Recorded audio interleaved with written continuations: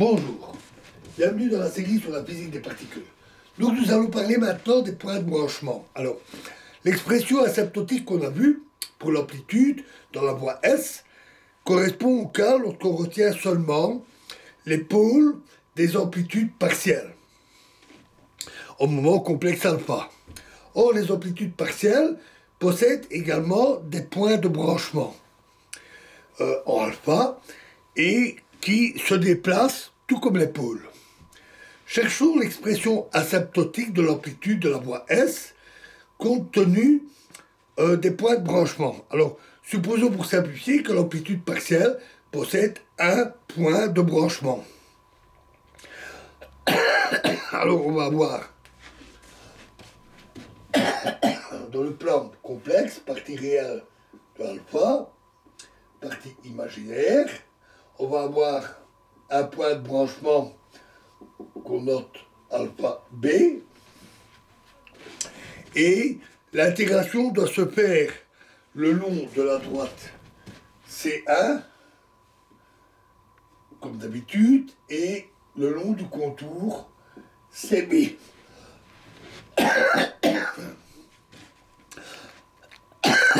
Alors, si on néglige, comme précédemment dans le modèle des pôles, la contribution de l'intégrale suivant C1,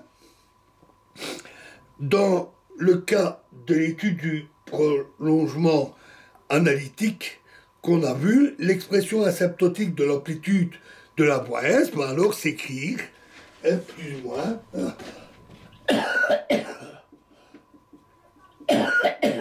Tx est égal à 1 sur 2i intégrale de le long de CB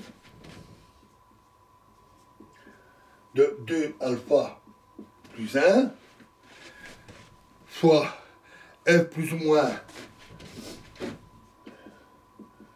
I Tx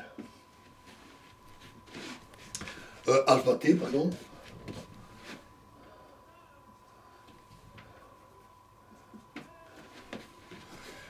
fois zeta de alpha,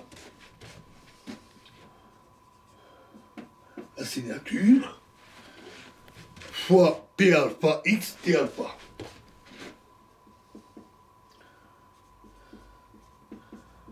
Donc p alpha x t alpha. L'intégrale suivant le contour CB est égale à l'intégrale le long de la coupure sur la différence, le saut, qu'on peut noter ρ alpha t. Donc le saut à travers la coupure de la fonction f alpha t au-dessus de la coupure et sous cette coupure, c'est-à-dire f plus ou moins tx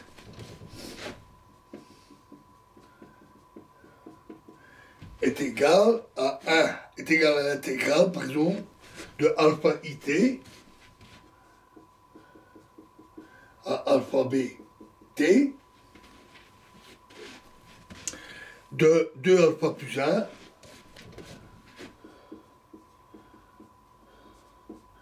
ρ plus ou moins alpha t zeta alpha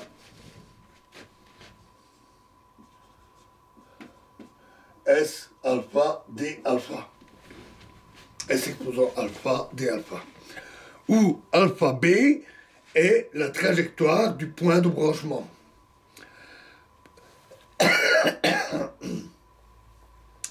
Pour de grandes valeurs de S, la contribution essentielle est apportée à l'intégrale par la région au voisinage de la limite d'intégration supérieure, alpha b.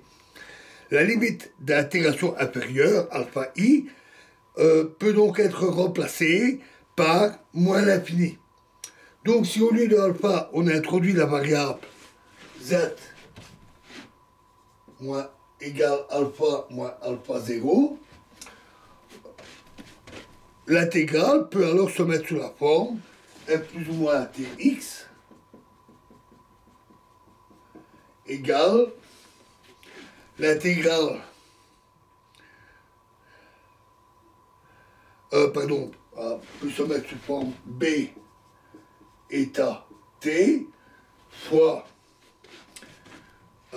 zeta de alpha de t fois S exposant alpha B de T, avec B état T est égal à l'intégrale de 0 à l'infini de dz E exposant moins 2 Z état fois ρ de Z et de T.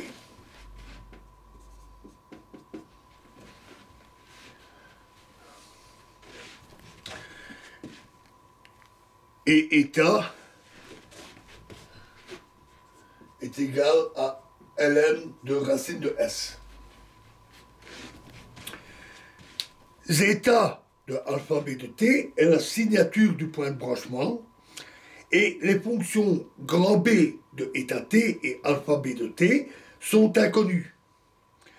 La fonction b état de t dépend du logarithme de l'énergie état et l'expression qu'on vient d'obtenir s'obtient aussi à partir de l'expression asymptotique qu'on a vue pour les pôles, si dans cette dernière, le résidu bêta de t est remplacé par la fonction b état de t et la trajectoire de pôle alpha t remplacée par la trajectoire du point de branchement alpha b de t. Donc on retrouve des relations fort semblables à celles des pôles. L'analyse des données d'expérience, comme nous avons vu avec l'approximation linéaire pour les trajectoires des pôles, montre que ce sont surtout les pôles qui contribuent à l'amplitude. Mais la contribution du point de branchement peut parfois être également perceptible. Voilà, alors dans la prochaine vidéo, nous parlerons d'un exemple, pas très long. Nous parlerons de la diffusion des mésons pi+, par des mésons pi+. Je vous remercie.